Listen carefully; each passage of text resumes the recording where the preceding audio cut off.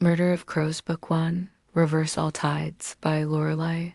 For Chronicle Press, Chapter 17. The sun was the only one who saw what was happening at the beach under the sand dune cliffs of Fayetteville and Muskegon. As the town pushed out into the lake and the lake pushed back, more and more beings from another dimension bled through the crack. Some with fur and sharp fangs crawled up on the beach and nested in the cliff caves. Others with fins and gills joined the first creature at the bottom of the lake. You could say that the old adults in the former Fayetteville were quite simple compared to this alternate evolution of human-animal hybrid creatures. Joel reduced the heat of his rays to have mercy on the fragile creatures emerging from another parallel reality, but he was concerned. The sun called to the crow spirit, who came immediately up to the sky to speak with him. Where are they coming from? Crow Spirit asked the sun.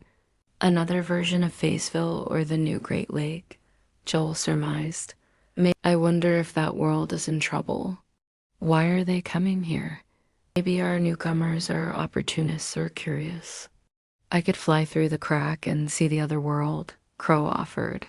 No, we don't know what kind of world they come from, Joel said. What if you can't breathe the air? What if you end up underwater? The other world might even have other gods. A full moon rose over the lake and passed toward the trees by the town of Fayetteville.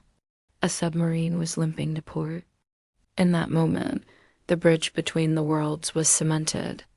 No living humans were left aboard, so the ship slipped easily from the level of reality where Muskegon's breakwater light opened to the port and marinas of Muskegon Lake, and floated on into Fayetteville's bubble of magical space. In the light of the full moon, glittering fins looked like angels' wings to the approaching humans. But these were no such thing. They surrounded the empty submarine. It ran aground where the Muskegon port should have been, grounding on the beach of Fayetteville. A dire wolf prowled the cliffs that night, looking down over the sparkling freshwater sea. No one saw a thing except the wolf. He reported back to his spirit guardian, Master Charlie, immediately.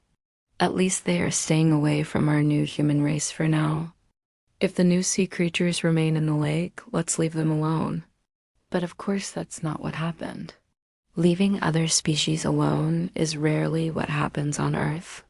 The sun brightened his rays of sunlight, forcing more creatures into the lake. The sunshine only burned the sea creatures during the daylight hours. At night, they ventured out onto the beach. There was a grove of trees planted by the tree deva guardian Adam on the dune cliffs overlooking the lake that had once been hit by a tornado or a hurricane. Their leaves grew straight out of stripped trunks, no branches between the bushy leaves and the damaged bark of the twisted tree trunks. The new humans called this the tornado trees.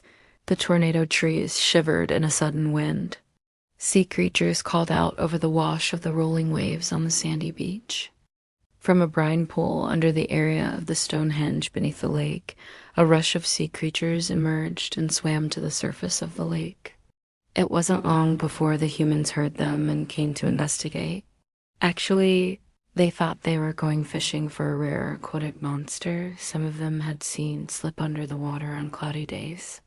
But it was the sea creatures, razor-sharp teeth spreading wide, that were fishing for men.